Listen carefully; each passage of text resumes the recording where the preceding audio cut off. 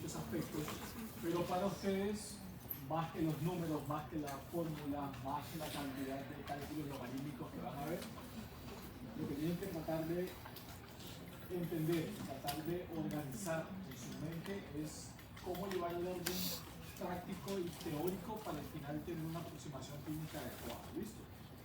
Entonces, vamos a empezar. Si no van entendiendo, me van diciendo y lo voy parando. No tengo muchas diapositivas, pero la idea es al final llegar un poco a los ejercicios que tengo descrito para ustedes para poder llegar al entendimiento de cómo saber interpretar los gases arteriales. Los que no me conocen, Pablo Vergara, soy médico internista acá en el Hospital Universidad de México. Bueno, ¿cuáles son los objetivos planteados por la institución para ustedes el día de hoy, para la clase? Principalmente los objetivos están dados por identificar las alteraciones primarias y secundarias de los trastornos ácido-base, clasificar el grado de hipoxemia de acuerdo al índice PAPI y al gradiente alveolo arterial. Estos son los dos objetivos principales. Así que traten de tenerlos en la cabeza, porque al final vamos a intentar tener cómo identificar las alteraciones y cómo hacer un abordaje de lo que es el estado de oxigenación del paciente. ¿Cuáles son los pasos que vamos a seguir? ¿Cómo vamos a llevar nuestra clase? Tenemos una tabla de contenido, vamos a llevarla de la siguiente manera. En primera instancia vamos a hablar de lo que es la introducción y la importancia clínica, donde nos vamos a responder las siguientes preguntas. ¿Qué información aporta una gasometría arterial? ¿Cuáles son las indicaciones y utilidad clínica? ¿Cuáles son los componentes de la gasometría arterial? Los componentes respiratorios versus el componente metabólico. Además, vamos a intentar hablar un poco de la fisiología ácido-base. Vamos a enunciar, les voy a mostrar cuál es la ecuación de Henderson-Hasselbalch, pero no vamos a entrar en profundidad de lo que es la discusión de la ecuación. Vamos a hablar sobre la relación del CO2 pulmón y el bicarbonato a nivel renal, producción y eliminación de ácidos y los sistemas buffer y los conceptos claves. Después que pasemos toda la parte básica, vamos a entrar a lo que es el algoritmo de interpretación, donde vamos a tener una guía de 7 pasos para interpretar cualquier tipo de gasometría que se les presente. Hablaremos del año gap, la compensación esperada, la identificación de los trastornos y la evaluación sistemática de la oxigenación. Por último, vamos a hablar de los trastornos primarios, trastornos de oxigenación y vamos a hacer unos casos teniendo en cuenta las patologías donde más uso tenemos de la gasometría arterial, sobre todo lo que es el EPOC exacerbado, la cetoacidosis diabética y el paciente séptico o con acidosis láctica. Bueno, empecemos. ¿Cuál es la importancia clínica de los gases arteriales? Los gases arteriales son ese tipo de estudio que a veces pedimos sin razón alguna. Es ese tipo de estudio que muchas veces pedimos y no sabemos para qué lo pedimos. Lo pedimos porque está indicado en una guía, lo pedimos porque me imagino que me puede servir, o lo pedimos simplemente porque la condición del paciente lo amerita. Pero la importancia radica en que la gasometría arterial nos va a proporcionar información sobre el equilibrio ácido-base, la oxigenación, la ventilación y el estado metabólico del paciente. Este es el verdadero o la verdadera importancia.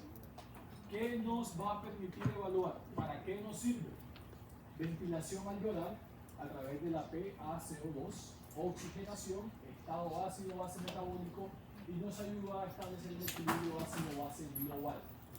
¿Cuáles son las indicaciones? Insuficiencia respiratoria aguda o crónica, alteraciones del estado mental, trastornos ácido-base conocidos o sospechados, adelante. Enfermedades críticas, ajuste y monitoreo del soporte ventilatorio y algunas intoxicaciones y alteraciones metabólicas en específico. Es importante que ustedes tengan en cuenta y graben estas indicaciones de utilidad clínica, porque de acá no se debe salir su indicación para la toma de este tipo de estudios. Sobre todo por esto, porque los gases arteriales solo nos van a cambiar la conducta cuando los resultados modifiquen el diagnóstico. Mientras tanto, si el resultado de la gasometría arterial no me va a modificar el diagnóstico, es poco probable que tenga una indicación clara de la toma de este estudio. Además hay que tener en cuenta algo muy importante, adelante muchachos. Hay que tener en cuenta algo muy importante, y es que la toma de los gases arteriales habitualmente se hace a nivel de qué arteria. Se puede hacer de cualquier arteria, pero a nivel de qué arteria se hace frecuentemente. Arteria radial. Tenemos muchísimos riesgos si no tenemos adecuada técnica de toma de gases arteriales. Entonces, es importante que respeten siempre las indicaciones de toma de este tipo de estudios en los pacientes. Hablemos un poquito de la fisiología y vamos a detenernos un poco acá hablando de la fisiología. La fisiología del trastorno ácido-base, y hay que tener en cuenta algo clave, y es que lo que busca es mantener el pH sanguíneo entre 7.35 y 7.45, porque esto es esencial para la vida. Tenemos varios pasos que tenemos que tener en cuenta para el tema de lo que es la fisiología del trastorno, los trastornos ácido-base. Lo primero que interviene es la ecuación de Henderson-Hasselbalch. Como les comenté, no vamos a centrarnos en la ecuación, se las traigo, se las muestro, solamente para enseñarles dos cosas importantes. Los determinantes más importantes de la ecuación de Henderson-Hasselbalch son el bicarbonato, que hace parte del componente renal, y la presión arterial de CO2, que hace parte del componente pulmonar. Como se han dado cuenta en la ecuación, están de lados inversos, numerador y denominador, por ende su movimiento va a ser inverso y van a ser los modificadores esenciales del equilibrio ácido-base. Son los determinantes base de la ecuación de Henderson-Hasselbalch. Segundo, hay que tener en cuenta a nivel fisiológico la relación que se cumple entre la distribución del CO2. El CO2 depende de la ventilación alveolar, por ende, hipoventilación me va a causar un aumento en la presión de dióxido de carbono, lo que me va a acidificar el pH. La hiperventilación, una caída de la PaCO2, lo que me va a alcalinizar el pH. Este movimiento a nivel pulmonar es el movimiento más rápido. Dentro de la ecuación o de los pilares que controlan el movimiento hacia el ácido o hacia el base, el movimiento que se da en minutos depende del componente pulmonar. Mientras que el componente renal, básicamente lo que me va a controlar es el tampón, el buffer, sería como el sostén. En traducción en español, la palabra más adecuada sería sostén, o el mezclador, más o menos. Lo que me va a causar es tratar de retener ese movimiento inverso que tengo con el CO2, hacia arriba o hacia abajo. Pero este movimiento a nivel renal se da en días, se da en horas, inclusive en días y meses cuando el trastorno se hace crónico. Buenas noches, 7:15.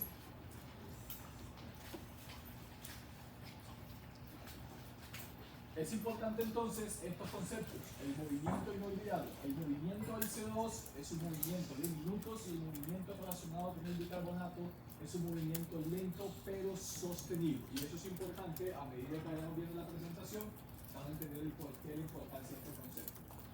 Tercero, la producción y eliminación de ácidos. Hay dos fuentes. La fuente de ácidos no volátiles, que es el ácido sulfúrico, que viene del metabolismo del azufre, el ácido fosfórico, metabolismo de los fosfolípidos de membrana, el ATP, los ácidos nucleicos, y los ácidos orgánicos como el ácido láctico y los cetoácidos.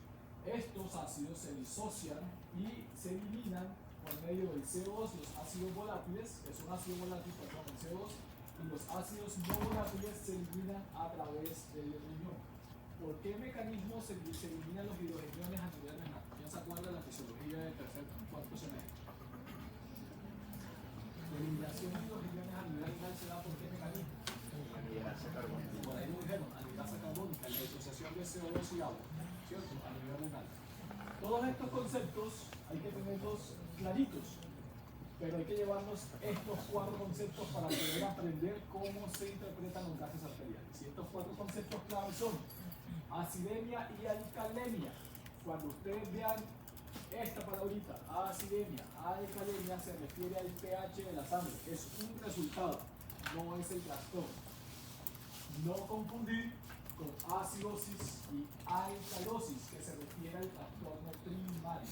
Entonces, de entrada ya hay una diferencia importante, que es alcalemia y que es alcalosis, por ejemplo, o acidemia y acidosis. Son dos conceptos completamente diferentes, pero que se relacionan entre sí. Trastorno respiratorio versus metabólico y el concepto de compensación. Estos conceptos son los pilares para la interpretación de la gasometría arterial. Parece que se han movido varios edificios en Barranquilla que están viendo formación de un temblor. No vaya la mano aquí, la clase sigue. Bueno, preguntas hasta este momento. No vamos a ir al fondo de la fisiología, vamos a tocar preguntas hasta acá sobre todos los conceptos claves. Anoten esto mentalmente, por favor, y sigamos entonces en la presentación. Entonces, vamos paso a paso. Vamos a entrar a lo que es el objetivo principal de la clase del día de hoy. Vamos a hacer el algoritmo de interpretación de unos gases arteriales. El primer y segundo paso. El primer paso es evaluar el pH. Cuando usted ve una tira de gases arteriales, lo primero que usted debe buscar es el pH. No sé si alguno de ustedes tuvo vista acá en la presentación de los residentes de medicina interna. Creo que ninguno. Se formó una discusión y todo partió de la discusión mal hecha, pues evaluamos el paso 1. Si yo no tengo mi primer paso y yo identifico hacia dónde está mi pH, de ahí para adelante voy a tener un enredo bastante importante en la lectura de los gases arteriales. Entonces, ¿cómo hacemos esto? El pH lo determina la dirección del trastorno. Mi pH normal va a rondar entre los 7.35 y los 7.45. ¿Listo? 7.35 a 7.45.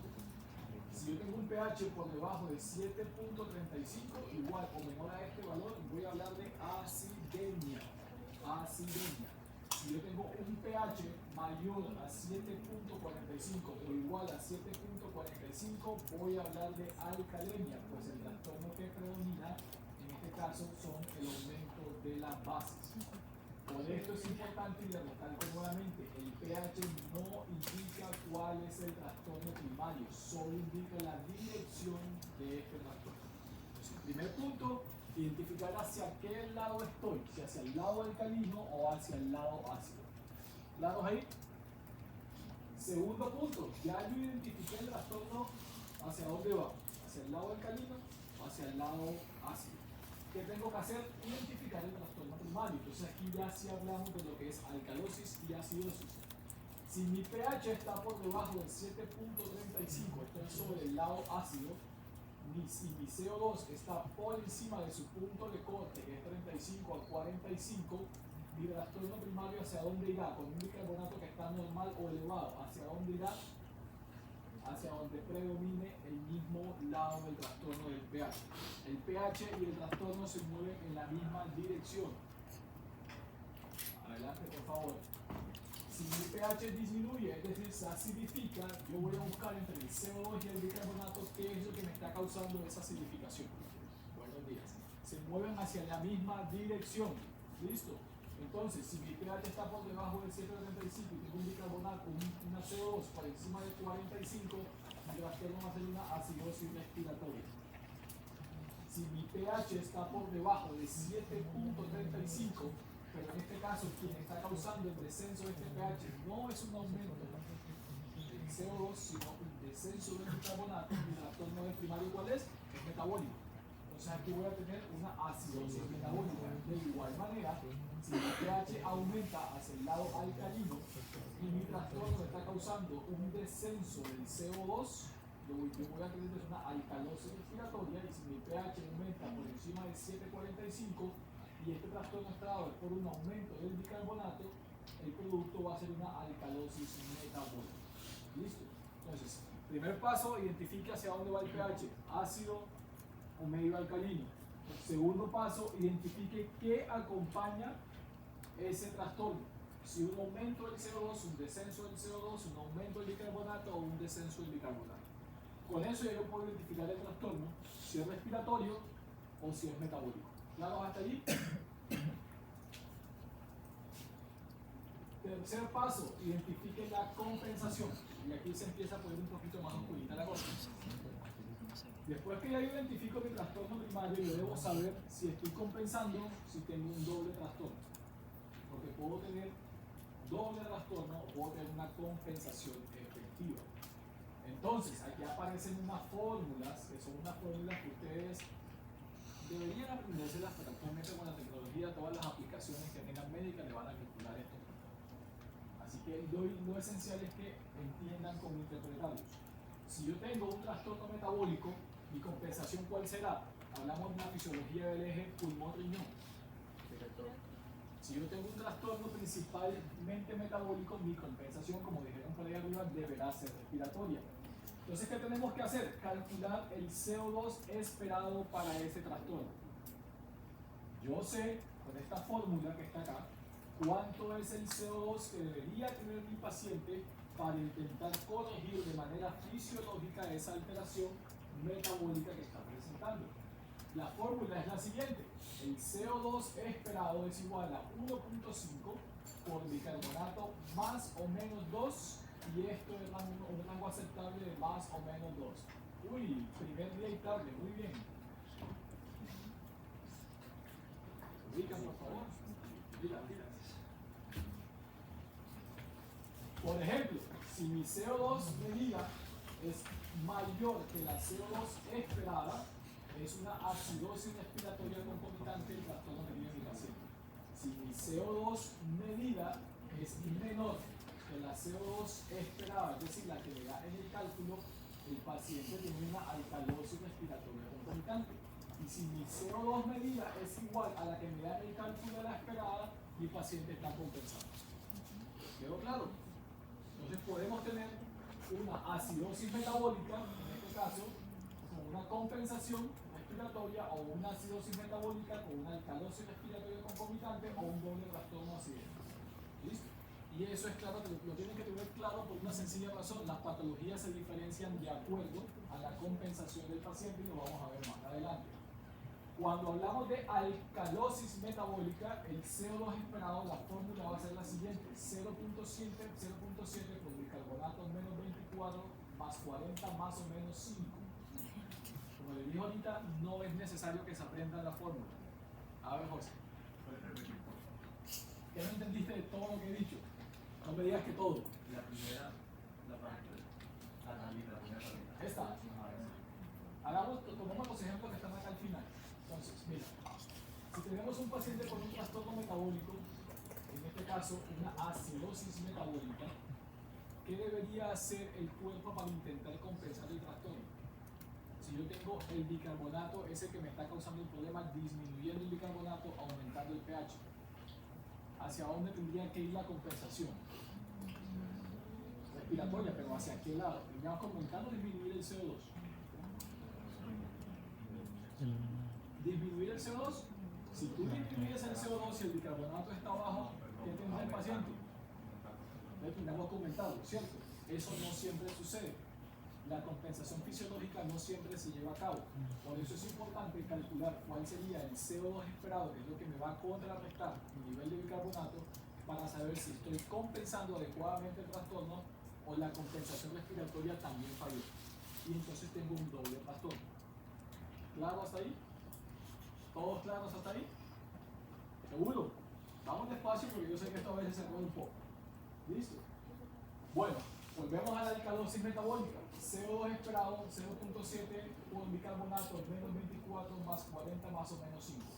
Esta fórmula que nos va a decir: si mi CO2 medido es mayor que el CO2 esperado, vamos a tener una acidosis respiratoria concomitante. Si mi CO2 medido es menor que el CO2 esperado, vamos a tener una alcalosis respiratoria concomitante. Y si mi CO2 medido es igual al que me da en la fórmula, voy a tener una compensación adecuada. Estas compensaciones pueden darse también desde otra orilla, y es la orilla metabólica. Con la orilla metabólica el cálculo es un poco más fácil. Ya no tenemos la fórmula de Winter, que es la fórmula que estábamos utilizando anteriormente, sino que sabemos cuántos milímetros de mercurio va a aumentar el bicarbonato dependiendo el CO2. Por ejemplo, en un trastorno respiratorio cuya compensación tiene que ser lo contrario, es decir, renal, el bicarbonato va a aumentar un miliequivalente por litro por cada 10 milímetros de mercurio de CO2 sobre 40. Por ejemplo, si yo tengo un paciente, pongamos un ejemplo de una exacerbación de POC, y tiene un CO2 en 50, ¿cuánto esperarían ustedes que tuviera el bicarbonato? Teniendo en cuenta un valor normal de bicarbonato de 26, para llevarlo al rango superior, según esta compensación. Tengo un paciente con un EPOC con un CO2 de 50, y bicarbonato normal es de 26, ¿cuánto debería estar el bicarbonato esperado para compensar eso? 27, tendría que aumentar 1. ¿Listo? En cuanto a la alcalosis, es decir, el producto contrario, el bicarbonato va a disminuir más o menos 2 por cada 10. Si tenemos ahora 20 Del CO2, ¿cuánto debería tener de bicarbonato el paciente? 22. ¿Listo? Entonces miren que es mucho más fácil hacerlo desde el lado renal que desde el lado respiratorio. Sin embargo, para fortuna de ustedes, la máquina de gases arteriales les entrega calculado absolutamente todo esto en la película. ¿Listo? Es más saberlo interpretar, conocer su uso que conocer la fórmula. Uno cuando ve la tira ve todos los valores listados. ¿De acuerdo? Así que es importante que sepan cuánto debe ser la compensación. Y si no la saben, la calculan. Pero lo esencial es que ustedes sepan que todo trastorno primario puede tener un trastorno secundario de base o asociado o una compensación. ¿Listo?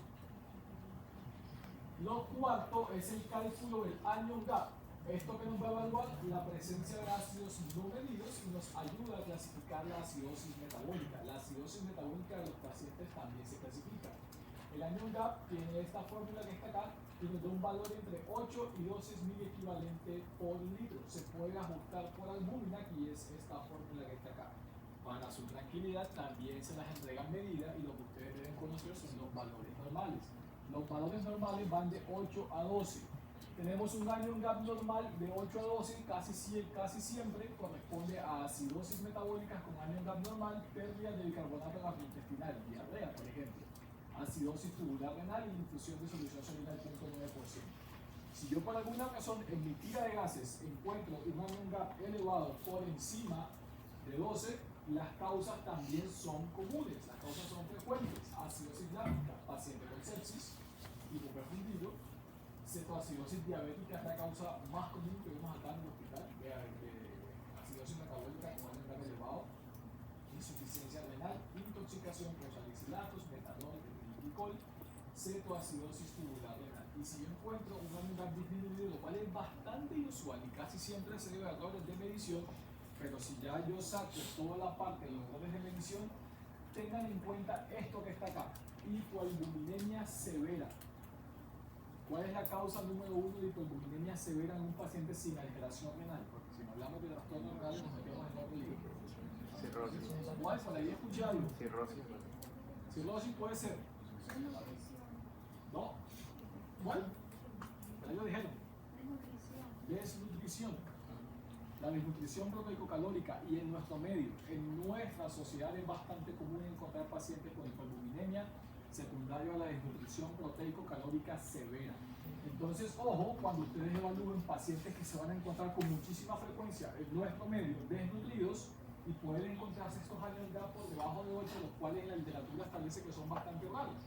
Para nosotros no son tan extraños, porque tenemos una incidencia de hipoalbuminemia muy marcada por la desnutrición. ¿Listo? Otra causa importante que está acá: gammapatías monoclonales. Tenemos una incidencia bastante alta de mieloma múltiple en nuestra sociedad. Encontrar mieloma múltiple por gasometría arterial pues no es lo ideal, tiene otras formas de hacer el diagnóstico mucho más fácil. Sin embargo, si ustedes ven un paciente con insuficiencia renal, una anemia no explicada, y les ingresan por X o Y causa diferente y encuentran una acidosis metabólica con un anion gap disminuido, pueden pensar que esas alteraciones que ustedes están viendo como antecedentes pueden corresponder a una sola patología que puede explicarles esto, y es el mieloma múltiple. ¿Listo? Y es bastante frecuente en nuestro medio también encontrar mieloma múltiple. Así que tengan en cuenta esto, cómo se divide la acidosis, porque esto nos va a ayudar a hacer diagnósticos al final en la interpretación de los gases arteriales. Siguiendo con la evaluación, tenemos lo siguiente: ¿qué otro trastorno hay además del que ya yo estoy viendo? Y aquí aparecen unos datos adicionales en la tira de gases arteriales. El famoso delta de anion gap y bicarbonato lo que nos va a indicar básicamente es si la diferencia o el delta entre el anion gap calculado y el bicarbonato que nos entrega está más o menos entre 0.8 y 1.2, es decir, el 1 es solo una acidosis metabólica con anion gap elevado, punto. Pero si la diferencia o el ratio anion gap bicarbonato está mayor a 1.2, lo que estoy viendo acá es una acidosis metabólica con anion gap elevado más una acidosis metabólica con anion gap normal. Es decir, podemos tener dos causas de las alteraciones de los gases arteriales. ¿Listo?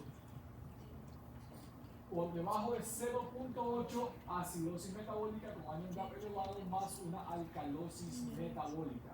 Paciente clásico de esto es paciente con vómitos, paciente con diurético. Entonces utilicen este regio para saber si mi acidosis metabólica es una acidosis metabólica pura o tengo una acidosis metabólica con un trastorno subyacente que me está moviendo el anion gap o la relación anion gap bicarbonato hacia alguno de estos puntos. Si no tenemos forma de hacer esto, tenemos otra forma sencilla de hacerlo y es el cloro. Con el cloro sérico yo puedo tener, a ver, ¿Se le puede hacer zoom porque no se ve nada? no se ve nada. Hay demasiado texto y no se ve nada. Pues vamos a ir, yo me siento, que a ver si me puedo hablar de este lado. Pero también digo que no te la diapositiva. No va a suceder. Entonces, hablando un poco del cloro sérico, si no se puede calcular el delta, lo ideal es que ustedes miren el cloro. Mayor a 110 mil equivalentes por litro les va a dar de una acidosis metabólica con anion gap normal, y un cloro normal o bajo deben considerar acidosis metabólica concomitante. Eso es importante para clasificar la acidosis metabólica. El paso 6 es hablar de un trastorno mixto. Y aquí entra un poco lo que habíamos hablado ahorita de la compensación o de la observación si tenemos un doble trastorno. Después que usted hace el cálculo y establece el CO2 esperado o el bicarbonato esperado, siempre debe considerar que si no hay una compensación adecuada voy a tener un trastorno mixto. Es decir, puedo tener acidosis alcalosas. ¿Listo? Y eso es claro. ¿Cuáles son las pistas para sospecharlo? El pH es más ácido o más alcalino, y lo esperado para el trastorno. El CO2 y el bicarbonato están en dirección opuesta a la compensación esperada. El delta de bicarbonato, de anion gap con bicarbonato está fuera del rango esperado, o la química del paciente no concuerda con ninguno de los trastornos, y eso a veces nos pasa con mucha frecuencia. El paciente ingresa con un EPO exacerbado, tenemos una química bastante marcada, un EPO, y me encuentro una alcalosis metabólica. ¿Cuáles son los ejemplos bastante frecuentes que tenemos acá? Estos que están acá. Entonces tenemos una acidosis metabólica con anion gap alto más acidosis respiratoria. Tenemos dos trastornos al mismo tiempo. ¿Por qué se van a caracterizar? Un pH bastante bajo, un bicarbonato disminuido y un CO2 más alto de lo esperado. Aquí entra, cuando ustedes vean la palabra esperado, significa el cálculo de aquella ecuación que teníamos. ¿Cómo se interpreta esto? El pH está bajo, el CO2 está más alto de lo que corresponde por la compensación. Es decir, está por fuera del rango de compensación del paciente. Otro ejemplo, acidosis metabólica con anion gap alto más alcalosis respiratoria. El pH puede estar variable, tenemos un bicarbonato bien descendido que corresponde a la acidosis metabólica, pero el CO2 está más bajo de lo que debería estar. Recuerden que si mi bicarbonato está bajo, mi CO2 ¿cómo debería estar?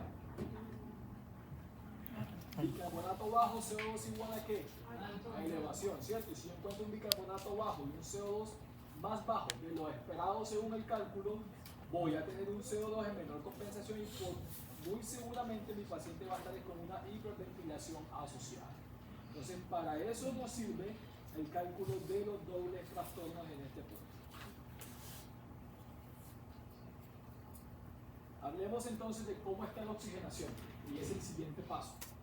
Ya conocemos cómo establecer nuestro diagnóstico si tenemos una acidosis o una alcalosis metabólica o respiratoria.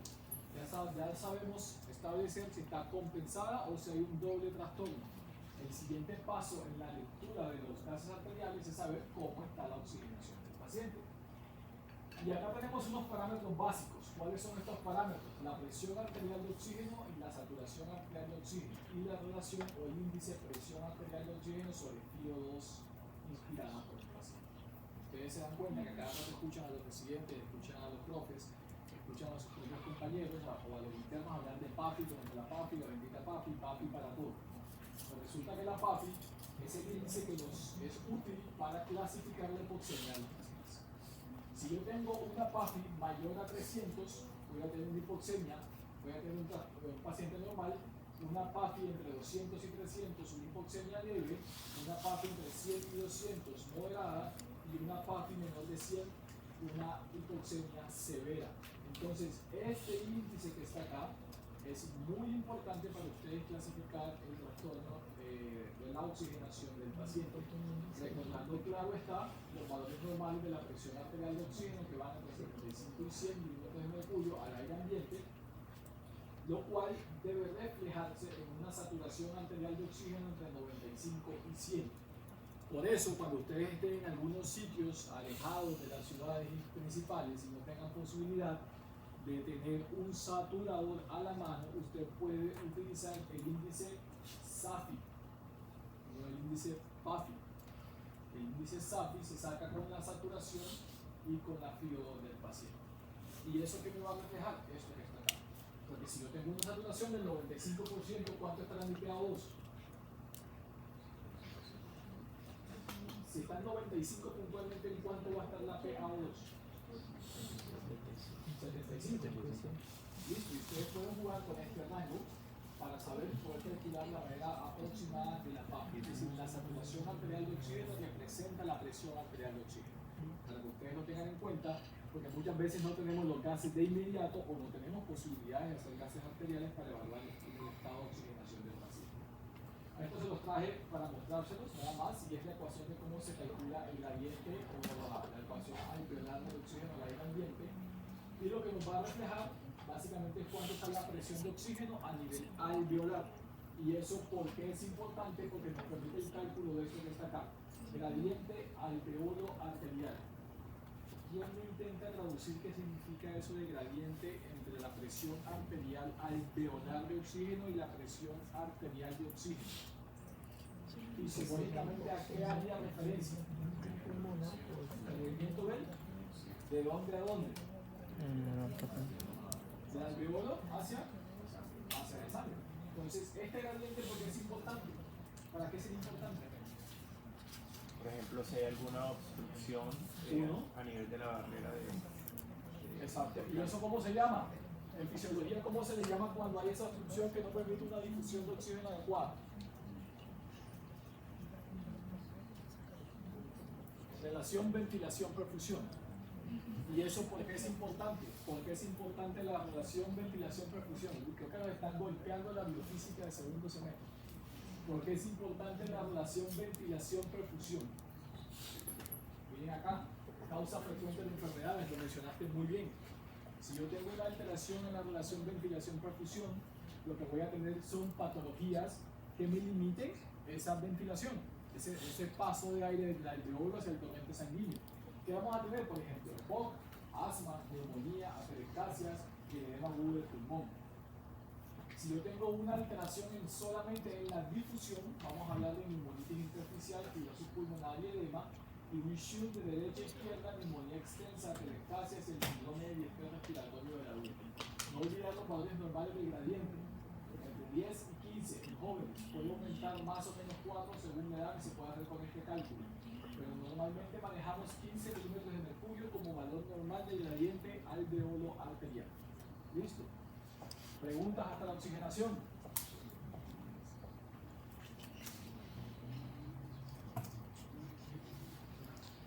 Yo creo que me están dando ganas de mandar las diapositivas para que puedan estudiar después.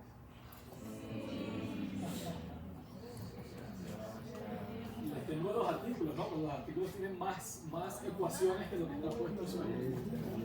Bueno, y lo interesante del caso es que las preguntas para el examen son varias tirillas de gases arteriales. Entonces, vamos a entrar ya después de haber visto el algoritmo, a hablar de cada uno de los trastornos y hablemos un poquito ya de la parte clínica de los gases arteriales. Entonces, acidosis metabólica. Definición primaria del bicarbonato, ya la hemos visto. Causas frecuentes. Las causas dependerán de qué? De la diferencia que me haga el nivel de el anion gap. Si mi anion gap está por encima de 12, estas serán las causas más importantes: acidosis gástrica, cetoacidosis diabética, insuficiencia renal, intoxicaciones y cetoacidosis tubular renal. Si mi anion gap es normal, voy a ver estas que están acá, y si tengo un anion gap o infusión de ácidos exógenos o consumo de algunos fármacos, tengo que tener cuidado porque me puede modificar el anion gap, tanto elevarlo como disminuirlo, pero casi siempre las causas van a ser estas que están acá. ¿Listo? Entonces, es importante que ustedes, siempre que tengan un trastorno de base primario metabólico, establezcan cuál es el anion gap del paciente. Segundo, si hablamos de trastorno metabólico más frecuente, alcalosis. Causas más frecuentes de alcalosis que vamos a tener en este punto: la pérdida de los riñones gástricos. ¿Qué lo da? El vómito, la aspiración nasogástrica, la obstrucción intestinal, la pérdida renal de los riñones, diuréticos de asa o tiacídicos, muy común en pacientes polimedicados, hiperaldosteronismo primario, exceso de mineralocorticoides, alcalosis por carga de base, administración excesiva de bicarbonato, citrato de transfusiones masivas, en las transfusiones masivas o la leche alcalina. Y hay unas causas raras como el síndrome de Walter-Gittelman, la hipocalemia severa y la post-hipercamia crónica. Todo esto que está acá son las causas más frecuentes de la alcalosis metabólica. Siempre deben buscar esto que está acá, y es la compensación respiratoria, al igual que en el trastorno metabólico, acidosis metabólica. Lo que yo voy a buscar es la compensación con la fórmula de Winkel, que fue la que les mostré antes, y acá en la alcalosis lo que van a ver ustedes es la compensación respiratoria con esta fórmula que está acá. Nuevamente les digo, estos valores ya se los entregan calculados. Veamos algunos ejemplos. Miremos esto de acá. En este paciente con una acidosis metabólica, miren una cetoacidosis diabética, ¿cómo se vería? pH 7.10, bicarbonato en 8, CO2 de 18 y anion gap de 24. ¿Cómo sería la interpretación de estos gases arteriales? Una acidosis metabólica con anion gap elevado con compensación respiratoria adecuada. Sería la lectura completa de esta gasometría arterial en un paciente ejemplo con cetoacidosis diabética. Si hablamos de diarrea severa, miren este caso: 7.28, bicarbonato en 14, CO2 de 28 y anion gap en 8. Lectura: acidosis metabólica con anion gap normal, hiperclorémica con compensación adecuada. Vamos a ponerles este de acá sin mostrarles la tabla. Voy a escoger a ver quién me va a dar la lectura. Paciente con vómito prolongado, pH de 7.52, bicarbonato de 34, CO2 de 48 y un cloro bajo. ¿Cómo se leen esos gases? Primer paso, ¿está acidémico o alcalémico? Tenemos un alcalémico. ¿De qué tipo? Bicarbonato en 34 y un CO2 en 48. Vamos con el siguiente paso, determina el trastorno. Ya sabemos que es alcalemia. Si tenemos un bicarbonato en 34 y un CO2 en 48, pareciera que los dos se están moviendo en el mismo sentido. Entonces, eso parece, toca calcular el esperado. ¿Cuál se mueve directamente con el trastorno, con el pH? El bicarbonato. Listo, entonces sería ¿de qué tipo? Metabólica. ¿Cuánto les da el CO2 esperado?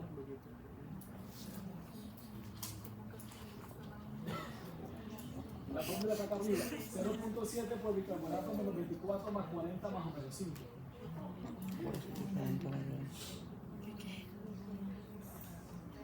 Ahora le pregunto a ChatGPT cuánto le da el CO2 esperado para ciertas rutas.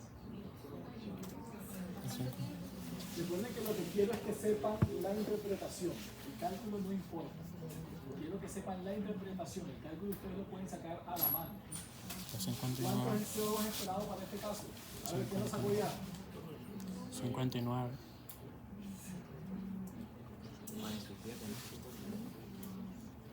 47. Con la 47 otra más o menos 5. fórmula. Entonces, ¿cómo le dirías el trastorno si está en 48? Hay otra fórmula. Compensado. Hay otra, 1.5. Con un cloro bajo. de bicarbonato. ¿Para qué me sirve el cloro allí? 78. Para saber si... Recuerden que si yo no tengo posibilidad de utilizar el delta de anion gap bicarbonato, puedo mirar el cloro. Y si yo tengo un cloro elevado, probablemente tenga un trastorno metabólico subyacente adicional. Y si el cloro está bajo, no hay un trastorno metabólico subyacente adicional. Entonces veamos a ver si ustedes leyeron bien los gases. Estos gases estarán leídos como una alcalosis metabólica clorosensible con compensación respiratoria adecuada. ¿Listo? Lo hicieron bien. Entonces, Eso en cuanto hablamos de trastornos metabólicos, y ahora hablemos de los trastornos respiratorios. ¿Cuáles son las causas más frecuentes de los trastornos respiratorios? La hipoventilación alveolar. La hipoventilación alveolar casi siempre está dada en los pacientes con EPOC exacerbado, depresión del sistema nervioso, enfermedad neuromuscular, obstrucción de la vía aérea, obesidad, hipoventilación y apnea del sueño. Aquí se engloban las causas más frecuentes de encontrar la acidosis respiratoria, es decir, un aumento del CO2. Trastornos de la pared torácica, cifoescoliosis, tórax inestable, obesidad, disminución del impulso central, pacientes con accidentes cerebrovasculares de origen vulvar, meningitis, encefalitis, hipotiroidismo severo y algunos fármacos como opioides, benzodiazepinas, barbitúricos y anestésicos. Ejemplo clásico, EPOC exacerbado, pH 728, bicarbonato en 60 con CO2 en 60 con un bicarbonato en 32, acidosis respiratoria aguda sobre crónica. Sería la lectura de esta gasometría arterial. Aquí hay un datico que no les mostré, que les voy a mostrar ahorita, y es esto que está acá. Vamos a buscarlo. Acá. Este dato no se los mencioné. Para la corrección, en el doble trastorno, en los pacientes con alcalosis respiratoria, si bien disminuye 2, cuando hablamos de una crónica, este va a pasar de 2 a 4 a 5. ¿Listo? Entonces, por cada 2.000 equivalentes va a disminuir el bicarbonato 2.000 equivalentes por cada 10 milímetros de mercurio de la CO2 por debajo de 40. Pero si mi paciente tiene un trastorno crónico, yo espero encontrar que esta disminución no sea de 2, sino de 4 a 5 por cada 10. Por ejemplo, si mi paciente tiene un EPOC crónico y tengo un CO2 que está en 25, ¿cuánto esperaría crónicamente que disminuyera mi bicarbonato?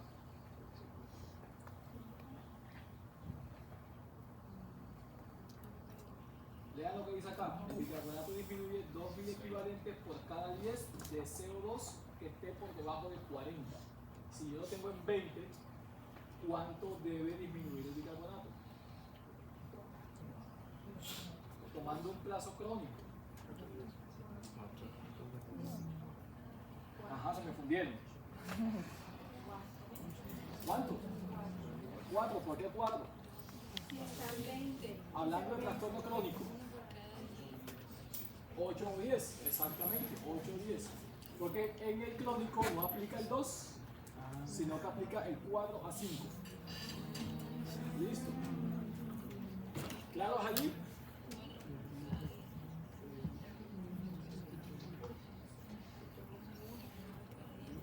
Sigamos, alcalosis metabólica. Alcalosis respiratoria, vamos por acá. Alcalosis respiratoria. Causas frecuentes, hiperventilación central, casi siempre ansiedad, ataque de pánico y dolor. Ustedes saben por qué mandan a ponerse la famosa bolsita de papel en los ataques de ansiedad, ¿no? ¿Qué pasaría si yo un ataque de ansiedad disminuyo el CO2? ¿Para qué me serviría la bolsita de papel? Para circular el CO2. Y para que el paciente no se vaya a desmayar. Hay 4. Fiebre, sepsis, embarazo, hipoxia, estímulos centrales, todas las causas cardíacas, las enfermedades hepáticas y las causas iatrogénicas. Entonces, vamos a ver un ejemplo de las alcalosis respiratorias. Tengo un paciente, ejemplo, llega una femenina o un masculino, 18 años, acaba de terminar con el novio, con la novia. Llega con un ataque de ansiedad. Lo recibe usted en la sala de emergencias. Tiene un pH en los gases arteriales de 750, trastorno primario.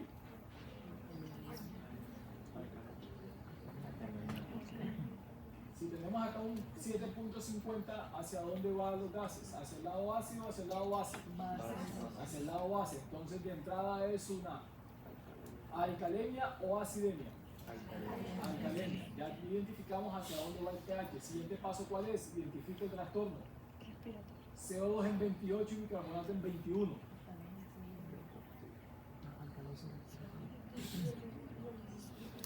CO2 en 28, bicarbonato en 21. ¿Cuál de los dos se me está moviendo? Los dos se están moviendo. ¿Cuál está ocasionando el trastorno primario? El CO2. Entonces es una alcalosis respiratoria. Siguiente paso, calcule el bicarbonato esperado. Ese es sencillo, es agudo. Tiene que disminuir ¿cuánto? 2. Ajá, ¿cuánto da?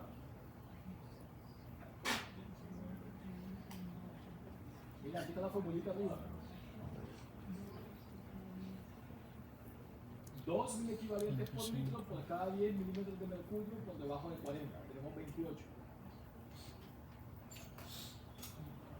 Valor normal del bicarbonato, ¿de cuánto es? 22. 22 a 26. Rango mínimo tiene que disminuir 2. ¿Cuánto estaría? 20 o 21 en promedio, porque no alcanza a tener completamente la disminución más allá de 10, tiene 12. ¿Listo? Entonces, ¿compensada o no compensada? Sí. ¿Agudamente compensada o crónicamente compensada? Agudamente compensada. Lectura de los gases. Alcalosis respiratoria aguda. ¿Listo? ¿Claros hasta ahí?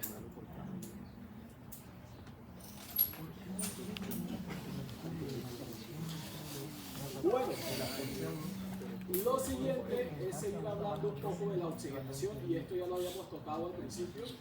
Entonces, resaltarles básicamente el paso 1, que es buscar la presión arterial de oxígeno y la saturación de oxígeno. ¿Esto qué nos va a implicar? Vamos a hacer el puntero acá.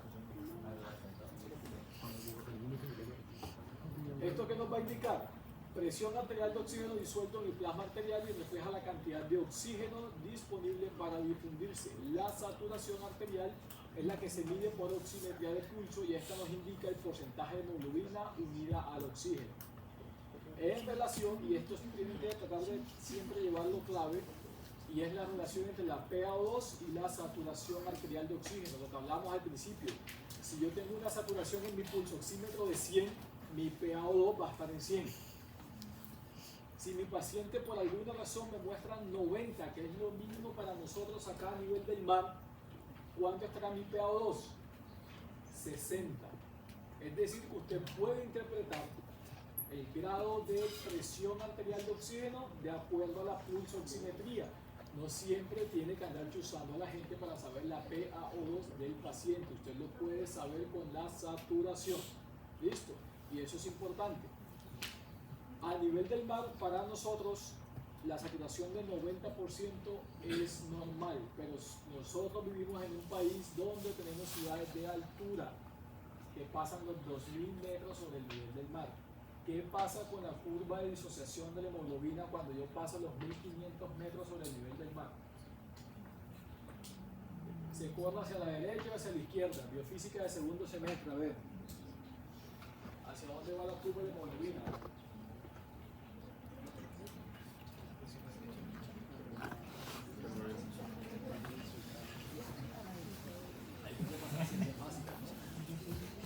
Se las cambio entonces, no de ciencias básicas, sino de interpretación.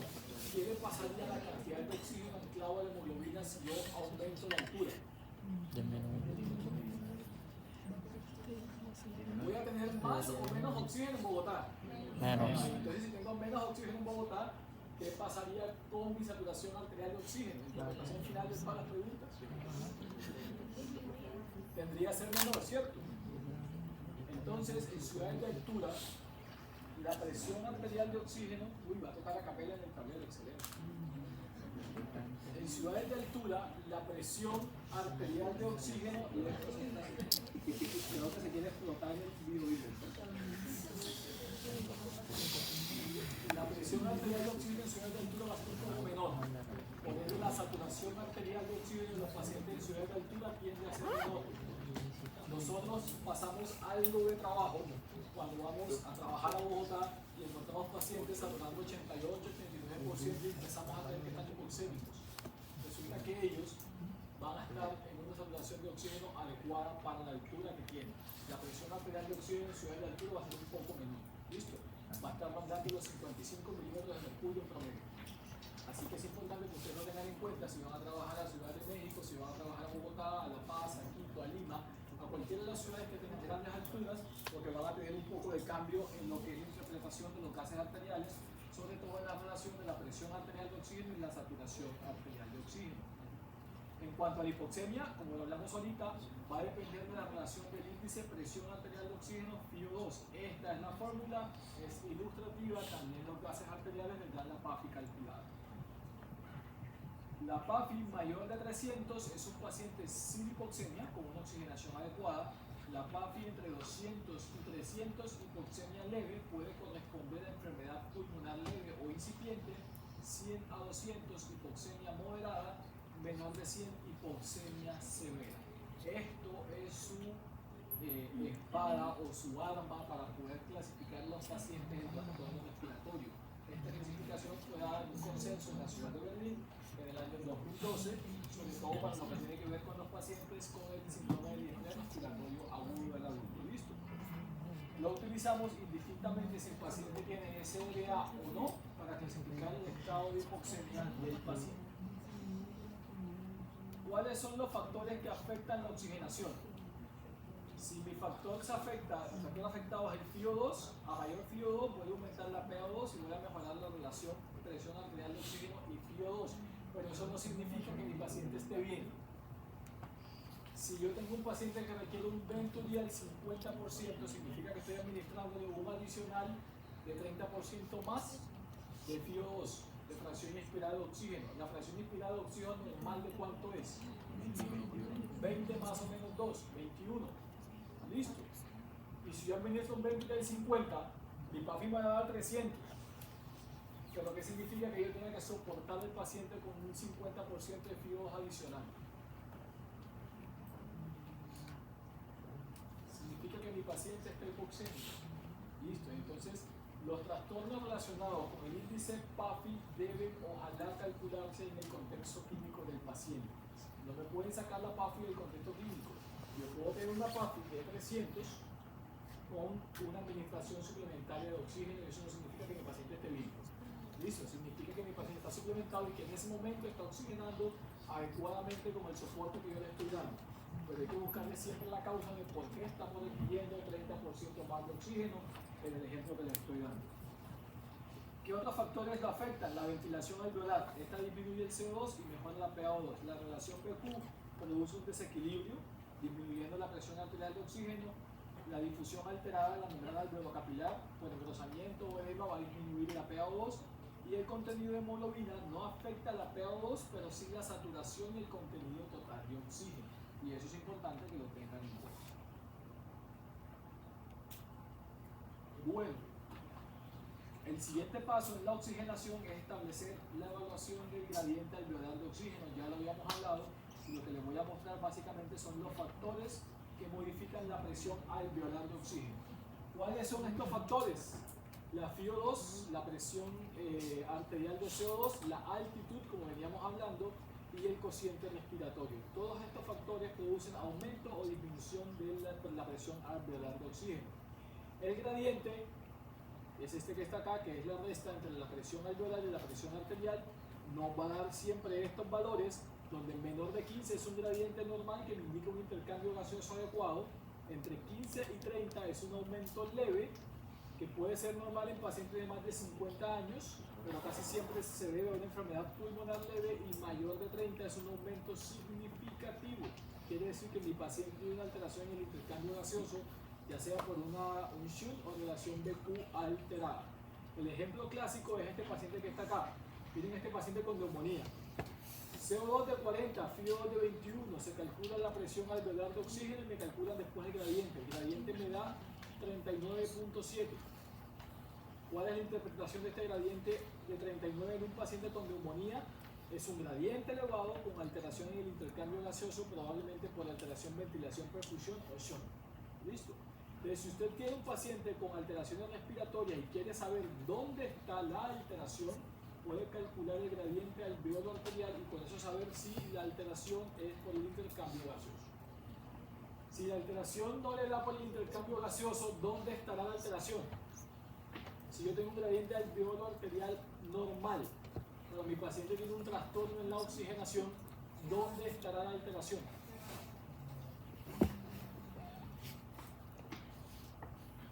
Si mi oxígeno está difundiendo adecuadamente del alveolo a las arterias, pero mi paciente está hipoxémico, ¿dónde estará la alteración?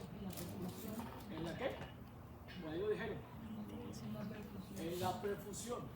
Entonces, ¿hacia dónde? Perdón, en la perfusión no, es un error. ¿Dónde estará el gradiente alterado? Iba a decir una barbaridad. Paso alveolo normal a las arterias, pero mi paciente está hipoxémico en mis gases arteriales. ¿Dónde está la alteración? Hemoglobina.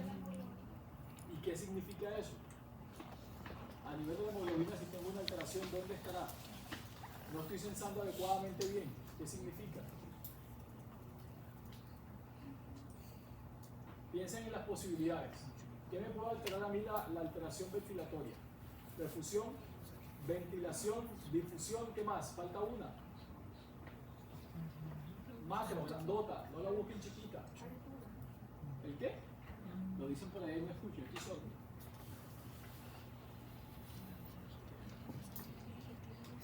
Les voy a poner el siguiente paciente. Lo discutimos ahorita, de hecho, en el caso clínico. Un paciente con tromboembolismo pulmonar y tiene un TEM bien grandote. Mi gradiente alveolo-arterial está normal. ¿Dónde está la alteración que me está ocasionando esa hipoxemia marcada del paciente? A nivel vascular, muchachos. Si mi carretera no funciona, pero mi peaje funciona bastante bien, pasan los carros el peaje, pero la carretera de ahí para adelante no funciona, voy a tener una alteración también en la oxigenación. ¿Listo? Medida. Está habiendo un intercambio adecuado, pero la parte vascular no está funcionando. Entonces, para eso me sirve el cálculo del gradiente alveolo-arterial y establecer el grado de si hay o no alteración BQ. Porque si yo calculo y tengo una alteración BQ, lo que voy a tener es una alteración a nivel alveolar. Y por eso el ejemplo clásico de la neumonía, porque la neumonía, ¿dónde está el trastorno? En el alveolo. ¿Listo? A nivel alveolar. Creo que se me están fundiendo con tanta cosa. Bueno, y esto es un de la ventilación. Vamos a ver aquí entonces algunos casitos porque ya vamos a terminar. Caso 1. Paciente con EPOC exacerbado. Miren los gases arteriales de la punta. pH de 128. ¿Qué es? Acidemia. ¿Cierto? Presión de dióxido de carbono. 62. Bicarbonato en 28. Primer paso, evalúan el pH. ¿Cómo está? Acidemia. Segundo paso, identifican el trastorno primario. Es una acidosis respiratoria, nuestro CO2 está en 62. Tercer paso, vamos a establecer la compensación esperada. ¿Está compensado o no está compensado? El resultado nos dio que el medido es 28, es menor al esperado. Lectura de los gases hasta este momento es una acidosis respiratoria crónica parcialmente compensada. ¿Listo? Cuarto paso, calculamos el anion gap. Anion gap me dio normal, me dio 12, no hay acidosis metabólica asociada. El estado de oxigenación de este paciente tenía una PaO2 de 58, está hipoxémico, ¿cierto? Después que yo establezco si está hipoxémico, debo clasificar qué grado de hipoxemia tiene el paciente. Índice PAFI. ¿Cuánto me da la PAFI? 276. ¿Qué es eso? Una alteración leve. Calculo el gradiente alveolo-arterial. ¿Me da cuánto? 13.5. ¿Normal o no normal? Normal dentro de lo esperado. Interpretación de los gases. Hipoxemia por alteración BQ. Ventilación alveolar desigual. Típica del EPOC. No hay un shunt importante. ¿Listo? ¿Cuál es la integración química de todo esto? El paciente con exacerbación de EPOC retiene CO2, habitualmente produce acidosis respiratoria crónica descompensada. Tiene una hipoxemia leve a moderada por alteración BQ y no hay evidencia de acidosis metabólica adicional. ¿Qué se debe hacer acá? Tratar la causa precipitante. ¿Cuál es la causa precipitante? La exacerbación del EPOC. Uso de broncodilatadores, corticoides y oxígeno titulado. Vamos a ponerles unos signos resultados, a ver qué tal. Esta de acá, cetoacidosis diabética. ¿Quién me lo lee? A ver. ¿Quién me ayuda que la voz ya me está fallando? pH 7.08, acidemia o alcalemia. Listo. Siguiente paso, ¿cuál es? Igual aquí le está soplando en machete los primeros pasos.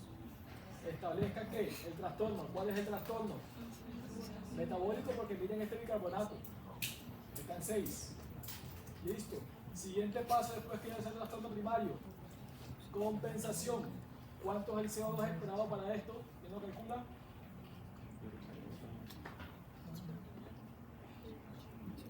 ¿Cuánto le da? No, todo viendo otro. Aquí está la formulita.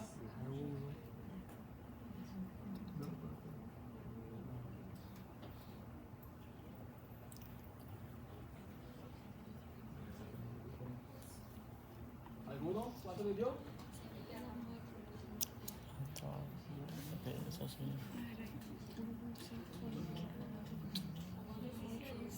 17, a ver el cálculo acá. Da 9 más o menos 2. El rango esperado es entre 7 y 11. ¿Qué significa eso entonces? Si yo tengo un CO2 de 18, Que tiene una ¿está por debajo de la compensación o está por encima por de la encima. compensación? Tiene una Está acidosis compensado. respiratoria. Este es el CO2 del paciente, 18. Y el cálculo da 9 más o menos 2. Es decir, Aumentado. entre 7 y 11. ¿Qué significa que esté por debajo de la compensación? Mira. Dice, o sea, Significa que mi paciente tiene una acidosis metabólica, como lo habían documentado ustedes, con un componente de acidosis respiratoria concomitante. Mi CO2 no está subiendo al nivel que debería subir, se mantiene sobre el nivel ácido. ¿Listo? es que se equivoca. Entonces, además de tener una acidosis metabólica, mi paciente tiene una acidosis respiratoria. Y eso en un paciente con un CO2 significa que falló la compensación. Significa que mi paciente lo que está haciendo acá es fatiga. ¿Han visto ustedes un paciente con acidemia metabólica cómo respira? ¿Cómo esperarían que respirara un paciente con acidemia metabólica si hablamos al principio en la fisiología que los ácidos volátiles salen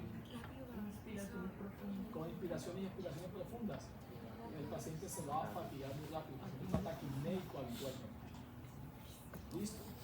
Y el paciente empieza a fatigarse y un signo de fatiga es que mi CO2 no se logre barrer adecuadamente y se vaya acumulando. ¿Listo? Oxigenación de este paciente, PaO2 110, saturación de 98, sodio de 132, cloro de 94, potasio de 4.8. Presión arterial de oxígeno de 110, está adecuadamente oxigenado. El índice PAFI le da más o menos 524, que es normal. Gradiente alveolo arterial 16.5, normal para la edad. Clínicamente, ¿qué tendría este paciente? Una cetoacidosis diabética con acidosis metabólica con anion gap elevado, 32 de anion gap, está por acá el anion gap calculado, 32. Hiperventilación con CO2 menor, pero hay fatiga porque hay acidosis respiratoria asociada. Oxigenación adecuada, manejo, líquidos, insulina, corrección de electrolitos y buscar la causa desencadenante de la cetoacidosis diabética. Entonces miren que los gases arteriales sí le brindan bastante información de dónde viene el diagnóstico del paciente. ¿Listo? Y de cuál es su estado general. Siguiente caso, bastante común, sepsis, 62 años, hipertensión arterial, llega a urgencias con fiebre, taquipnea, taquicardia, hipotensión. Diagnóstico del médico de urgencias, sepsis de foco pulmonar con ácido láctico elevado, estos son los gases arteriales. Bueno, pues, ¿quién se anima? pH 721, ¿hacia dónde está? Bicarbonato 12, CO2 28, trastorno primario. ¿Acidemia? Ok, compensación, ¿compensado o no compensado?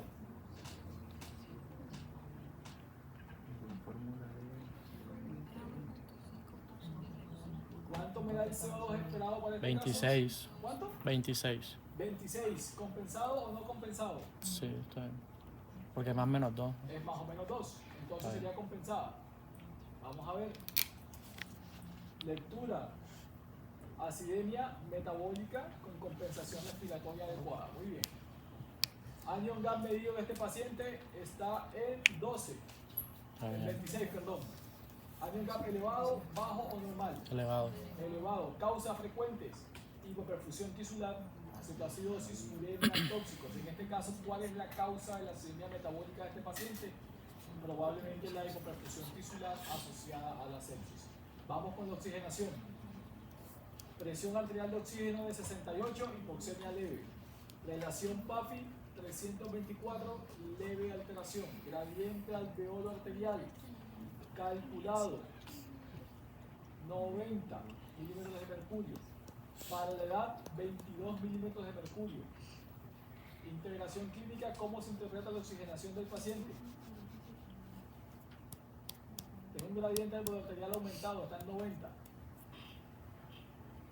Para la edad tendrá que estar en 22.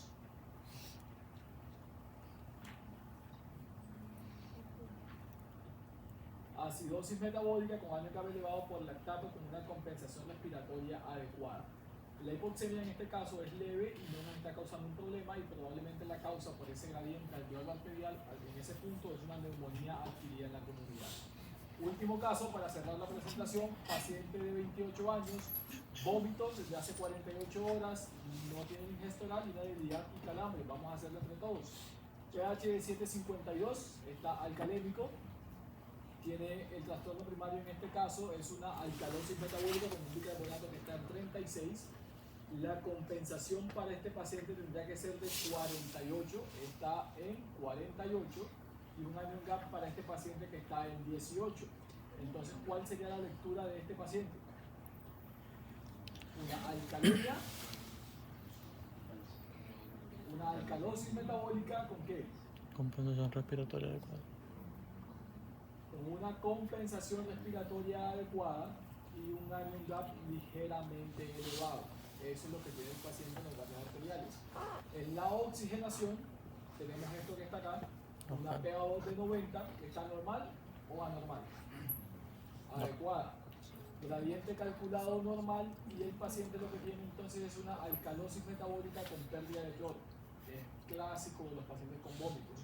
Cloro bajo, potasio bajo, y el manejo, hidratación y la reposición de los electrolitos.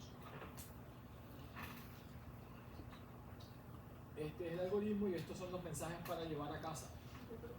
1. En orden, muchachos, siempre se debe pensar en orden. 2. El pH lo define todo.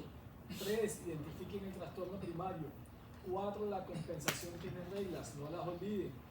Nunca olviden calcular el anion gap para determinar hacia dónde va la acidemia del paciente. Evalúen la oxigenación, que es sencillo hacerlo con la PO2 y el índice PAFI. Y usen las herramientas fisiológicas que tienen a la mano: gradiente alveolar arterial, la ecuación alveolar de oxígeno, para establecer si hay una alteración en la ventilación, perfusión o no. Esto que está acá les va a permitir tener una integración clínica adecuada. Siempre conocer los errores frecuentes en la medición de los gases. Recordar los patrones clásicos de acidemia metabólica, alcalosis metabólica, acidosis respiratoria, alcalosis metabólica. Piensa en el paciente completo y usa la gasometría para tomar decisiones, no solamente para ver los gases y no tomar ninguna decisión con los gases arteriales, que es lo que habitualmente se hace. Les voy a hacer llegar ahorita este algoritmo para el examen. Es el algoritmo de interpretación de la gasometría, de lo que deben ir haciendo en cada paso, porque el examen y los ejercicios van a estar basados en este algoritmo, ¿de acuerdo? La clase completa se resume en esto, y la importancia de ustedes, para ustedes como médicos, se resume en esto: en qué pasos tener en cuenta para la interpretación de los gases arteriales. Son 6 pasos, y siempre el último paso es la integración clínica de los resultados de los gases del paciente. ¿Preguntas, quejas, solicitudes?